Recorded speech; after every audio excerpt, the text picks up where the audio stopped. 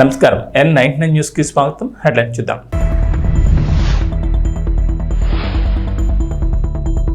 ఆంధ్రప్రదేశ్లో మహిళలకు తీపి కబురు. ఏడాదికి 3 గ్యాస్ సిలిండర్లు ఉచితం. ఈ పథకంపై కసరత్తు చేస్తోన్న ప్రభుత్వం.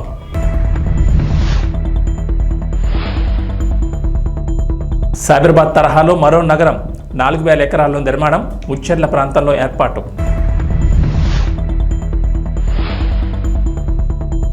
గ్రేటర్ హైదరాబాద్ పరిధి పెంపు. 7 మున్సిపాలిటీలు విలీనం. రేపు అసెంబ్లీలో చర్చ.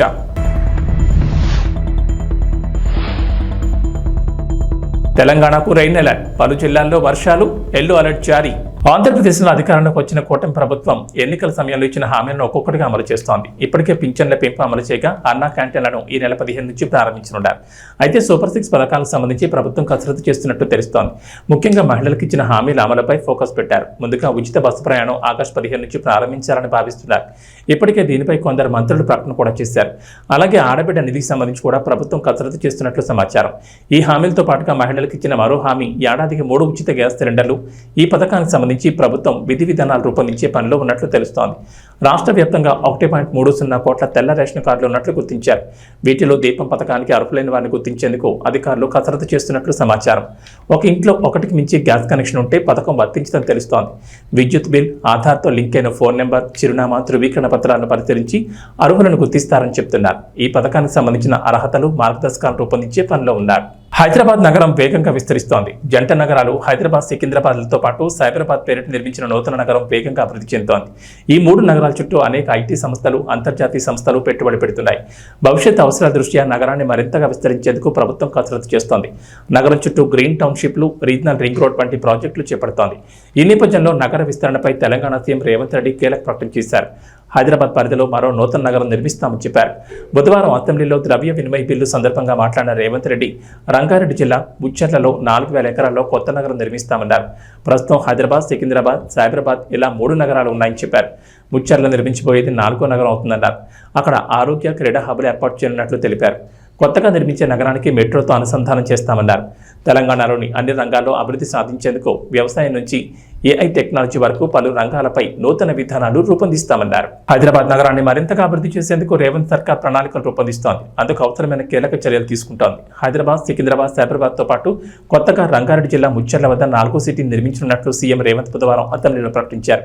ఇక హైదరాబాద్ నగర విస్తరణపై కూడా కీలక నిర్ణయం తీసుకున్నారు. ఔటర్ రింగ్ రోడ్ లోపల ఉన్న మున్సిపాలిటీలు, కార్పొరేషన్లు, గ్రామ పంచాయతీలను గ్రేటర్ హైదరాబాద్ మున్సిపల్ కార్పొరేషన్లో విలీనం చేసేందుకు సిద్ధమయ్యారు. ఈ మేరకు శుక్రవారం అసెంబ్లీలో తీర్మానం పెట్టి చర్చించనున్నారు. నగర శివార్లోని 7 మున్సిపల్ కార్పొరేషన్లు, 20 మున్సిపాలిటీలను, 33 గ్రామ పంచాయతీలను జీహెచ్ఎంసీలో విలీనం చేసేందుకు రెడీ అయ్యారు. ఇప్పటికే రంగారెడ్డి, మేడ్చల్ జిల్లాల అధికారులు ప్రణాళికలు సిద్ధం చేశారు. ఈ విషయంపై ముఖ్యమంత్రి రేవంత్ రెడ్డి పురపాలక శాఖ, జీహెచ్ఎంసీల అధికారులతో 4 నెలల క్రితమే సమీక్ష నిర్వహించారు. ఔటర్ రింగ్ రోడ్ లోపల ఉన్న కార్పొరేషన్లు, మున్సిపాలిటీలను జీహెచ్ఎంసీలో విలీనం చేయాలంటూ అప్పట్లోనే ఆదేశించారు. అయితే లోక్సభ ఎన్నికల షెడ్యూల్ విడుదల కావడంతో ఆ ప్రతిపాదనకు బ్రేక్ పడింది. తాజాగా అంశాన్ని అసెంబ్లీ సమావేశాల్లో చర్చించి కీలక నిర్ణయం తీసుకోనున్నారు.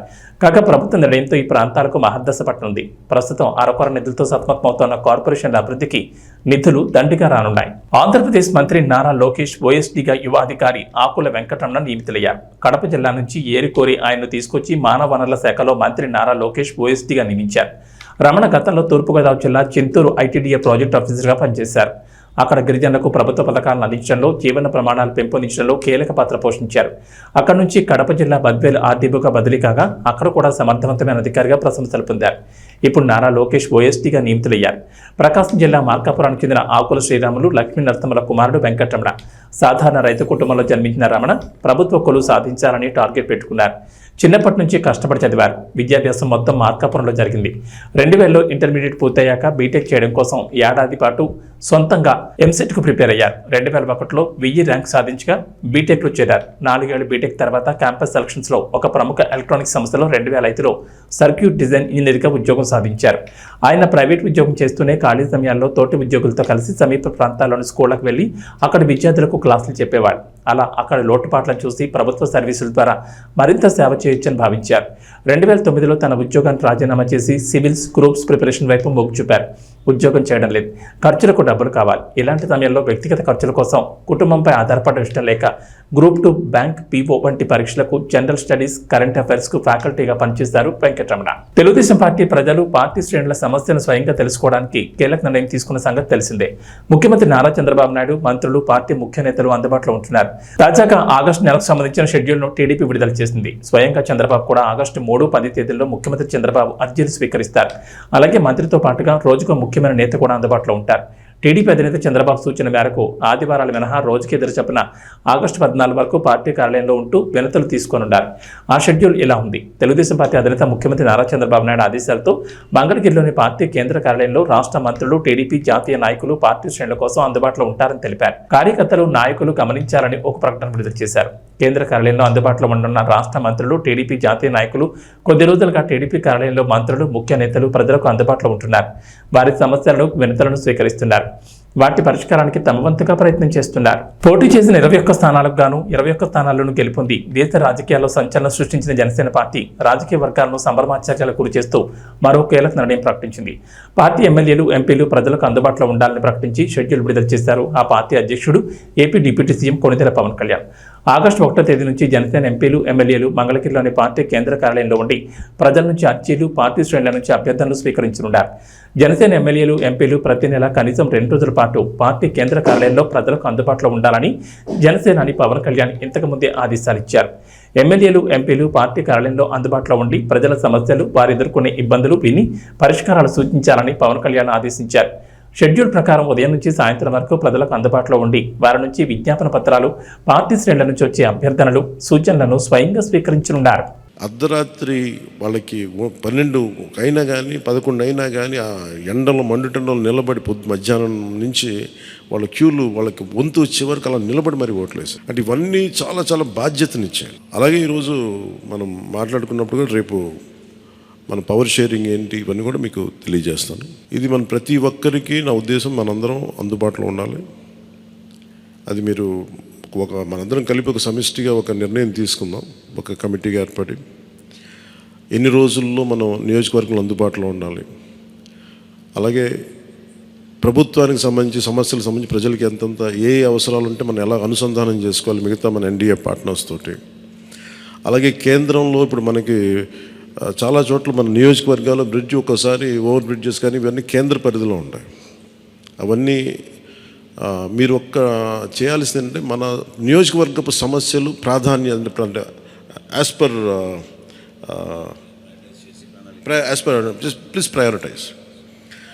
ప్రయారిటైజ్ చేసి మనం కొన్ని కేంద్రం ద్వారా జరిపించాల్సినవి ఉంటే అది చేద్దాం. అలాగే ఇది మనం దేనికోసమైతే నిలబడ్డామో మాట ఇచ్చామో వాటికి నిలబడతాం. అలాగే పాలకొండకి మనం వెళ్ళినప్పుడు అక్కడ ఏనుగులు వచ్చి పంట పొలాలు ధ్వంసం చేస్తాయి. ప్రతి చిన్న చిన్న సమస్య. అలాగే irrigation projects, minor irrigation projects వీటికి చాలా తక్కువ నిధులతోటి 20-25 కోట్లతో అయిపోయే పనులు చాలా ఉన్నాయి. అండ్ మేజర్గా మన ఎలక్షన్స్లో మనం చెప్పింది విద్య, వైద్యం, ఉపాధి, సాగునీరు, తాగునీరు అండ్ లా అండ్ ఆర్డర్. ప్రజల మాన ప్రాణ ఆస్తుల సంరక్షణకి మనం చాలా చాలా జవాబుదారీతనంగా ఉండాలి. అలాగే మనకిచ్చింది ఇది ఎందుకంటే నెక్స్ట్ జనరేషన్ వచ్చింది, అది మనందరం అర్థం చేసుకోవాలి. పాత తరం రాజకీయాల్లాగా కూర్చోబెట్టి మనం పవర్ని ఎక్సర్సైజ్ చేస్తామంటే కుదరదు. ఎందుకంటే ప్రజలు ఎంత మద్దతుగా నిలబడ్డారో వాళ్ళు అంతే బలంతో మనం నిలదీయగలరు. అది మనం దయచేసి మర్చిపోతుంది. నాతో సహా నేను మర్చిపోదాన్ని. అందుకని లెటర్స్ బి వాళ్ళు ఒకసారి కోపంతో ఒక మాట మాట్లాడినా అసహనంతో అది మనం భరించాలి తప్పదు. అలాగే విమర్శించేటప్పుడు కూడా దయచేసి అది పర్సనల్ అటాక్స్ ఎవరికి కలగండి. వాళ్ళని మీరు చూశారు కదా, పోయినసారి ఆయన గత ప్రభుత్వాన్ని హ్యాండిల్ చేసిన ముఖ్యమంత్రి గారు ఎన్ని మాట్లాడి నేను ఎందుకు స్పందించలేదు వ్యక్తిగతంగా అంటే అది ఆ ప్రెసిడెంట్ ఆపేద్దామని మనం ఎక్కడ చేయాలి. అలాగే పార్టీ ఒకటి మనందరూ చేయాల్సింది ఒకటి టైమ్స్, ఒకటి పంక్చువాలిటీ, సరైన సమయానికి రావడం. మీరు కావాలంటే గంట ముందు రండి. నైట్ 1:30, 2:30 అని పడుకునేటప్పటికి. ఎందుకంటే ఇది మనం 5 సంవత్సరాల కాలాన్ని ఎంత సద్వినియోగం చేసుకోగలం దాని మీద ఆధారపడి ఉంటుంది భవిష్యత్తు. దయచేసి మనందరం నియమావళిని పాటిద్దాం. కొంత మనలో కూడా మనం వన్స్ ఇన్ ఎ వైల్ మనందరం కూర్చొని మేబీ ఓవర్ లంచ్ ఒక ఈవినింగ్ ఒక చాయ్ పే చర్చ అలాగా ఏమేం చేయాలి. అలాగే మనం కూడా కొంత కలుపుగోలుతనం చూపించాలి మిగతా పార్టీలు, మన ఎన్డీఏ కానీ బీజేపీ, మన ఎన్డీఏ పార్ట్నర్స్ అందరికీ కూడా. అంటే మనం ప్రత్యేకించి మనం ఎక్స్క్లూజివ్గా ఉండకుండా అందరితో మమేకం అవ్వాలి. At the same time not losing our identity. అందుకని ఇవన్నీ దృష్టిలో పెట్టుకొని ఇప్పుడు మనం ఢిల్లీలో మనం చేసినట్టుగా మన ప్రధానమంత్రి గారి పేరుని నన్ను కూడా ప్రతిపాదించినట్టుగా ఈ రోజున రాష్ట్ర ఎన్డీఏ నాయకులు మనం ఎన్నుకోవాలి. మీ అందరికీ ఇంకొక మారు ధన్యవాదాలు తెలుపుకుంటాం. Thank you. జై హింద్. కేంద్రం వందే భారత్ ట్రైన్లను ప్రతిష్టాత్మకంగా తీసుకొచ్చిన సంగతి తెలిసిందే. ప్రయాణికులు మెరుగున ప్రయాణం అనుభూతినిచ్చేందుకు అత్యంత వేగంగా గమ్యస్థానాలకు చేరుకునేందుకు ఈ ట్రైన్లు అందుబాటులోకి తీసుకొచ్చారు. హైస్పీడ్తో చాలా తక్కువ స్టేషన్లలో ఆగుతూ ప్రయాణికులను గమ్యస్థానాలకు చేరుస్తున్నాయి. తెలుగు రాష్ట్రాల మధ్య 2 వందే భారత్ ట్రైన్లు పరుగులు పెడుతున్నాయి. సికింద్రాబాద్ తిరుపతి, సికింద్రాబాద్ విశాఖ మధ్య ఈ ట్రైన్లు పరుగులు పెడుతున్నాయి. ఈ నేపథ్యంలో తెలుగు రాష్ట్రాల మధ్య వందే భారత్ ట్రైన్లలో ప్రయాణించే వారికి సౌత్ సెంట్రల్ రైల్వే తీపి కబురు చెప్పింది. సికింద్రాబాద్ విశాఖపట్నం మధ్య రాకపోకలు సాగిస్తున్న వందే భారత్ ఎక్స్ప్రెస్ ట్రైన్ ఏపీలోని సామర్లకోట రైల్వే స్టేషన్లో హాల్ట్ను ఏర్పాటు చేశారు. గతంలోనే ఈ స్టేషన్లో హాల్ట్ ఏర్పాటు చేయగా దాన్ని 6 నెలల పాటు పొడిగిస్తున్నట్లు సౌత్ సెంట్రల్ రైల్వే తెలిపింది. ఈ స్టేషన్లో Vande Bharat express ట్రైన్కు regular halt లేదు. హాల్ట్ ఏర్పాటు చేయాలని ప్రయాణికుల నుంచి పెద్ద ఎత్తున డిమాండ్ వచ్చింది. ఈ నేపథ్యంలో ప్రయోగాత్మకంగా హాల్ట్ను ఏర్పాటు చేసింది. ప్రయాణికుల సంఖ్య ఎక్కువగా ఉండడం, గతంలో ఇచ్చిన గడువు ముగుస్తుండటంతో మరో 6 నెలలు పొడిగిస్తున్నట్లు సౌత్ సెంట్రల్ రైల్వే అధికారులు తెలిపారు. ఈ నిర్ణయం ఆగస్టు 3 నుంచి అమల్లోకి రానుంది. రైల్వే అధికారుల నిర్ణయం పట్ల ఆ ప్రాంతంలోని ట్రైన్ ప్రయాణికులు ఆనందం వ్యక్తం చేస్తున్నారు. తనపై నటి లావణ్య చేసిన ఆరోపణలపై సినీ హీరో రాజ్ తరుణ్ స్పందించాడు. తనపై లావణ్య చేసినవి ఆరోపణలు మాత్రమేనని, కానీ ఎక్కడ ఆధారాలు చూపించలేదన్నారు. లావణ్య తనపై ఆరోపణలు చేసినప్పుడు మీడియా ఆధారాలను ఎందుకు అడగలేదని ప్రశ్నించారు. తన దగ్గర అన్ని ఆధారాలు ఉన్నాయని తెలిపారు. తాను లీగల్గా వెళ్తున్నానని, తనకు భయపడాల్సిన అవసరం లేదన్నారు. లావణ్య పెట్టిన ఎఫ్ఐఆర్లో గర్భస్రావంపై కేసు ప్రస్తావన ఎందుకు లేదన్నారు. తాను తప్పించుకుని తిరగడం లేదన్నారు. ఈ కేసుకు సంబంధించి పోలీసులు తనకు నోటీసులు ఇచ్చారని, ఆ నోటీసులపై తాను స్పందించారన్నారు. తాను మనిషినేనని, అనవసర ఆరోపణతో తనకు బాధ ఉంటుందన్నారు. వాళ్ళలాగా తాను మీడియా ముందుకు వచ్చి మాట్లాడలేనన్నారు. మన మంచితనాన్ని ఆసరాగా చేసుకుని ఇలా చేస్తే బాధ వేయదా అన్నారు. ఆ బాధతో ఇన్నాళ్ళు బయటకు రాలేదన్నారు. తాను మామూలుగానే సెన్సిటివ్ అని, అందుకే బయటికి రాలేదన్నారు. తాను అలాగే ఇంట్లో ఉంటుంటే తన కుటుంబ సభ్యులపై కూడా ప్రభావం పడుతుందన్నారు. అందుకే ఈ రోజు మీ ముందుకు వచ్చి మాట్లాడుతున్నానని మీడియాతో అన్నారు. తాను ఎంతో ధైర్యం తెచ్చుకుని బయటకు వచ్చానన్నారు. ఇంకా అడిగి బాధ పెట్టదని కోరారు. No, you can't tell that because ఒకటే ఒక media channel let us one second let me talk Raj. You can't tell that we are media representatives. ఒక ఇండివిజువల్ పర్సన్ కోసం మేము పని చేయం. I wanted to tell this. మేము పని చేసేది ప్రజల కోసం, ఇండివిజువల్ పర్సన్ కోసం కాదు. So my question is ఇంతకు ముందు నేను మాట్లాడేటప్పుడు I don't want to talk అన్నారు. I don't know why. I really don't want to talk to you and I'm very sorry. Why? Let me know. అంటే ఒక media person expose చేస్తే because I was the first one who brought Lavanya interview. So మీరు నా మీద grudge పెట్టుకోవడం it is not nice. Okay? Raj Tarun గారు, మీ మీద case అయిన తర్వాత, మీ మీద కంప్లైంట్ వచ్చిన రోజు మీరు మాట్లాడారు, ఓకే బానే ఉంది. మీ మీద కేసు అయిన తర్వాత లావణ్య గారు మీ మీద చాలా ఎలిగేషన్ చేశారు. 10 సంవత్సరాలు కలిసి ఉన్నాము, అబార్షన్ చేయించారు, మీరు డబ్బులు ఇచ్చాను, నేనే హెల్ప్ చేశాను, 75 లక్షల రూపాయలు సహాయం చేశాను, ఇవన్నీ చాలా ఎలిగేషన్ చేసింది. మీరు ఎంటైర్ లావణ్య ఎపిసోడ్లో ఏం చెప్తారు? ఇప్పటి వరకు మీడియా ముందుకు రాలేదు. ఎంటైర్ ఎపిసోడ్లో ఏం చెప్తారు? ఓవరాల్ చెప్పండి. నేను ఒకటే చెప్పదలుచుకున్నా అండి, లీగల్గా ప్రొసీడ్ అవుతున్నాను. నేను లీగల్గా ప్రొసీడ్ అవుతా. నా దగ్గర మొత్తం ప్రూఫ్స్ అన్నీ ఉన్నాయి. మీరే అన్నారు కదా ఎలిగేషన్స్ అని చెప్పి. I don't want to do allegations on anybody. నేను చేయను. నేను లీగల్గానే ప్రొసీడ్ అవుతాను. రాస్తారు ఈ అమ్మతో ఉన్నటువంటి ఫోటోస్ కావచ్చు, మీరు కలిసిన జీవితంలో మీరు అబార్షన్ చేసిన రిపోర్ట్స్ కావచ్చు, అన్ని చూపిస్తారు కదా. రిపోర్ట్స్ ఎక్కడ ఉన్నాయండి? అబార్షన్ చేసిన రిపోర్ట్స్ ఉంటే ఫస్ట్ వాళ్ళు కేసు పెట్టాలి కదా. కేసే ఫైల్ చేయలేదుగా పోలీసులు. ఉంటే పెడతారు కదా. రాస్తారు. సారీ ప్లీజ్, దయచేసి టాపిక్ వెళ్ళండి. నాకు నిజంగా బాధేస్తుంది. ప్లీజ్. ఓకే, ఆల్రెడీ చాలా ధైర్యం తెచ్చుకొని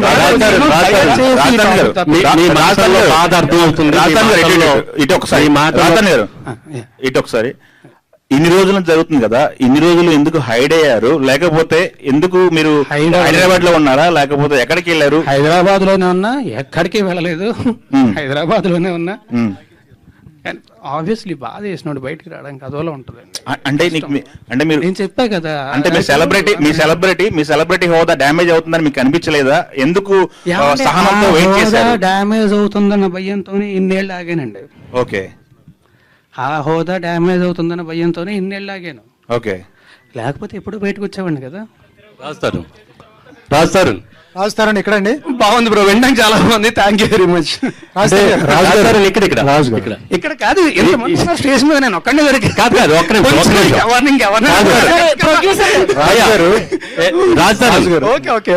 ఈ టోటల్ లావణ్య ఎపిసోడ్ చుట్టూ మిమ్మల్ని డ్యామేజ్ చేయడానికి కానీ మిమ్మల్ని హట్ చేయడానికి కానీ వెనక ఎవరన్నా పెద్ద హస్తం ఉందని మీరు అనుకుంటున్నారా? నాకు ఏమీ తెలియదండి, నాకు నిజంగా ఏమీ తెలియదండి.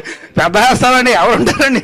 ఏమో, అంటే మిమ్మల్ని డ్యామేజ్ చేయాలనే ఉద్దేశంతో ఎవరన్నా రంగంలో దిగారా? ఎవరు చేస్తారండి అలాగా?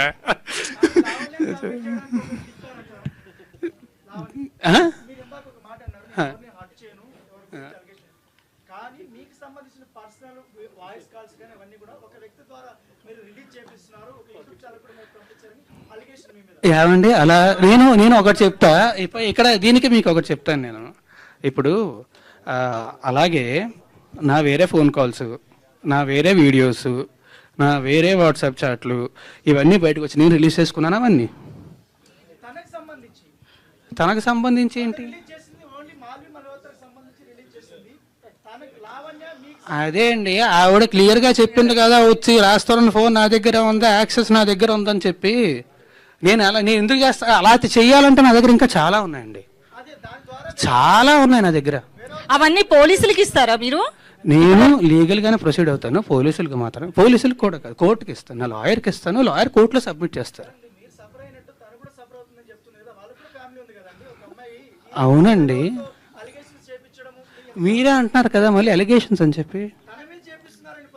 నేనేం చేయించాను? ఏమండి, ఆయన నాకు సపోర్ట్గా వచ్చారు అండ్ ఆయన ప్రూఫ్స్తో వచ్చారు.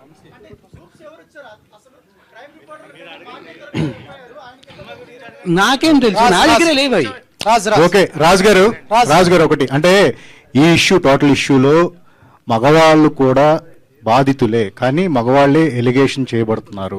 అంటే మీరు సెలబ్రిటీ కాబట్టి ఈ విషయం బయటకు వచ్చింది, చాలా మంది మగవాళ్ళకి. కానీ అందులో కూడా కరెక్షన్ ఉందండి. అందరి గురించి అనట్లేదు, కొంతమంది మాత్రమే తప్పుడు కేసులు పెట్టే వాళ్ళు ఉంటారు తప్ప అందరూ అనట్లేదు. ఇప్పుడు మనకి ఈ ఉన్న సెక్షన్లో ఇవన్నీ కూడా దాన్ని అడ్వాంటేజ్ తీసుకొని తప్పుడు కేసులు పెట్టే వాళ్ళు ఉన్నారు తప్ప అది నిజంగా ఉపయోగపడుతుందని చెప్పి పెట్టారు. అవి నిజంగా ఆడవాళ్ళకి ఉపయోగపడుతుందనే పెట్టారు. అండ్ ఆల్సో మనకు కూడా తెలుసు కదా, వీ నో ఎంత క్రైమ్ రేట్ ఎంత ఉంది, ఏంటని జరుగుతుంది మనందరికీ తెలుసు, ఖచ్చితంగా జరుగుతున్నాయి. సో అది ఖచ్చితంగా తప్పు అనట్లే, కానీ దాన్ని అడ్వాంటేజ్ తీసుకునే వాళ్ళు ఉన్నారు. అంటే ఒకటే, అంటే ఈ ట్రైలర్ చూసినప్పుడు అండి, ఈ షో రీల్ చూసిన తర్వాత మీ మాల్వి మధ్య చాలా మంచి ఇంటెన్స్ ఉంది, రిలేషన్ లాగా కనిపించింది. సో దాన్నే బేస్ చేసుకుని ఎలిగేషన్ చేశారా అనిపిస్తుంది బయట.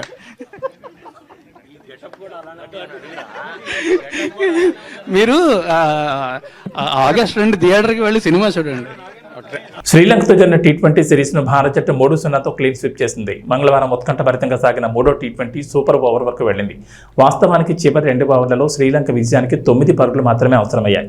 అప్పటికి క్రీజులో కుశాల్ పెరీరా ఉండడంతో ఆ జట్టు విజయం ఖాయమని అంతా భావించారు. కానీ అనూహ్యంగా బంతి అందుకున్న రింకు సింగ్ సంచలన బౌలింగ్ చేశాడు.